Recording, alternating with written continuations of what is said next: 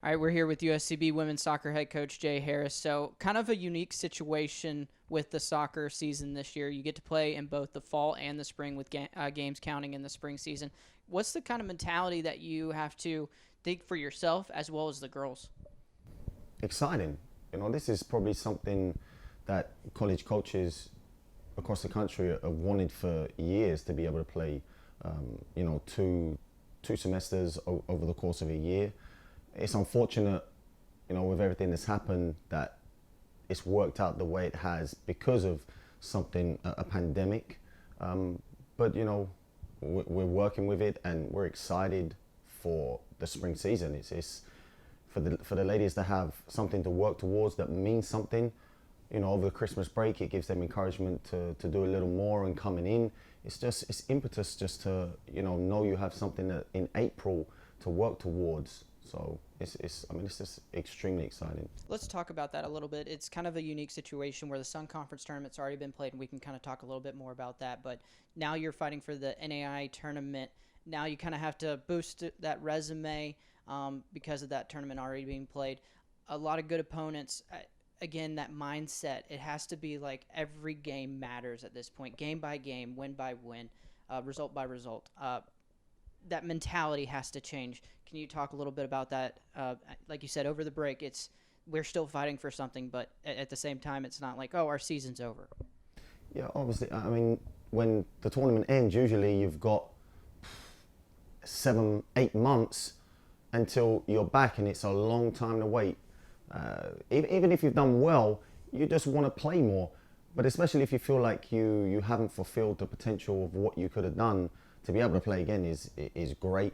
I felt like we let games slip. We was in against Southeastern both games.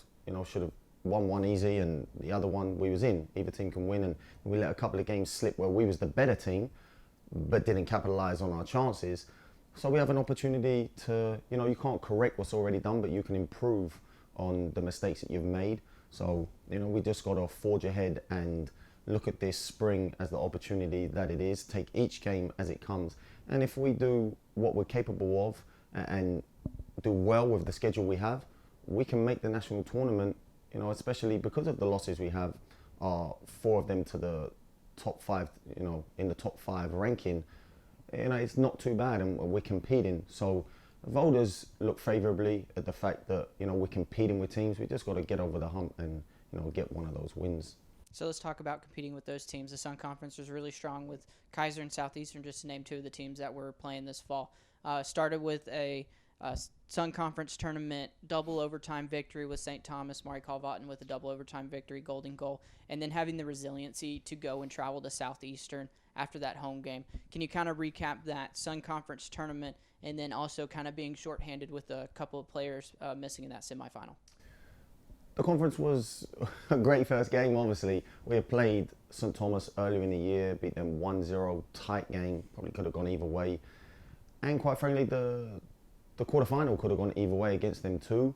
I guess it shows something that we won both games. So even though they could have gone either way, we're the team that came out on top twice. So that definitely says something about our team. And to be 2 down at half time and come back, you said the resilience, but just the belief, the belief in themselves and their teammates was wonderful to see. And it was a great feeling. And, we carried that energy into the semi-final against Southeastern.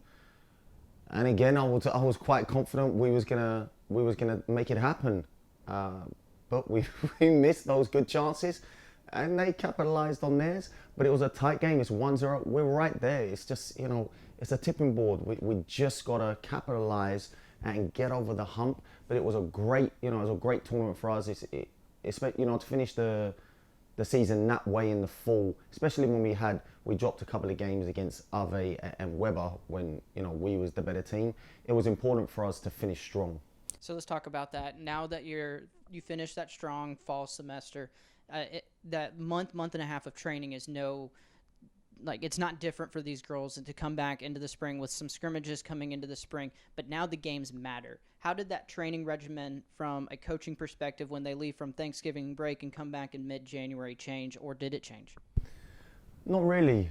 They obviously have a summer packet when they when they leave in May, and it was quite similar to that. We tweaked a couple of things, but very similar to that. They know they have a responsibility. They're adults, and they have to take care of their own body and physical well-being, and know that coming in, they got to be mentally ready to work. We came in and we started work right away. We had to tailor it. There's no point, going really hard and having, it's okay to be a little sore, but you need to be very careful when it's a balance, not to cause any injuries. So we've done really good. Everyone's healthy, and we can't wait for tomorrow and our first spring game. As I said, the ladies are excited. I'm extremely excited. I can't wait.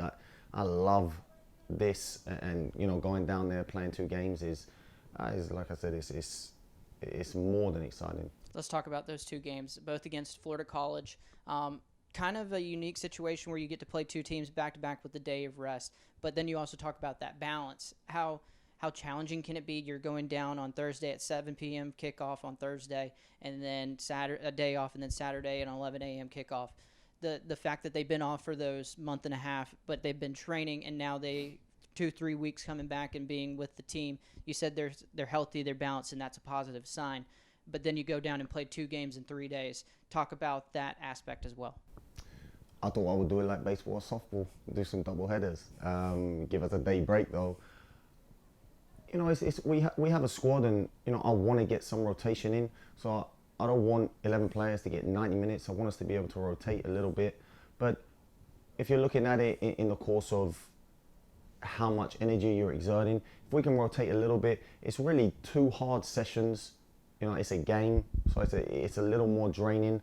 But you have to be ready for these sort of things, because when you get to if we happen to make the national tournament, these are our games go early on. So it's good to condition mentally and physical for what may come down the line. You talked about kind of that heavy schedule and to bolster that NAIA at-large bid. You got some big challenging teams, Truett and George Gwinnett, to name a couple in the spring season.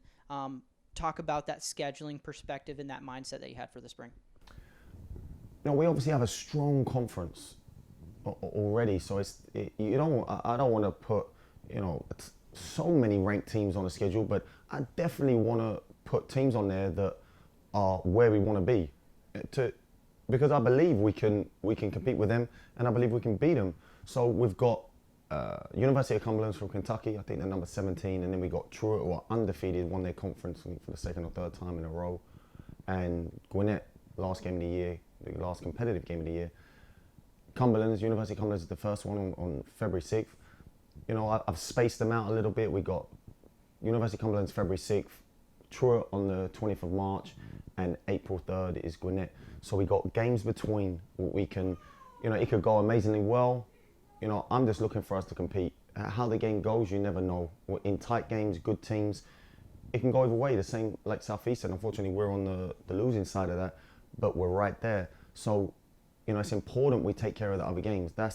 You can focus on the big games, but all the games between them are the ones we got to take care of. It's no good beating Southeastern or Cumberland's and then going and lose to the other teams. You've got to be consistent in that fashion, that you compete with those top teams, and you drop one, you lose one, whatnot. But you've got to take care of all the other teams to put yourself, on that national spotlight. So to kind of wrap this up, several scrimmages at home. There's a couple of games that count towards the regular season that at home. Talk about the advantage of playing at home. 5-1 in the fall. How do you look to carry that into the spring? Yeah, we definitely need to improve the away form. Although, as I said, we went down Southeastern last game of the year and played great. We didn't do so well in those away games in getting the results. At home, we were stellar. We shouldn't have dropped a game at home. So we played really well at home. You gotta have a balance. It's kind of even, although we got some scrimmages at home. So we're heavy on the away trips early on, and then we have more home games towards the end. I'm looking for us to continue our home form in protecting this home field, but then improving our away form in getting results. Awesome. We're excited for an exciting long season for soccer. It's a unique experience, and hopefully could be a permanent change for soccer. I know it's something that coaches have always been talking about, but catch the soccer team on Thursday at a 7 p.m. kickoff against Florida College, and then Saturday at 11 a.m. Coach, best of luck this spring, and we're excited to see y'all out there. Thank you.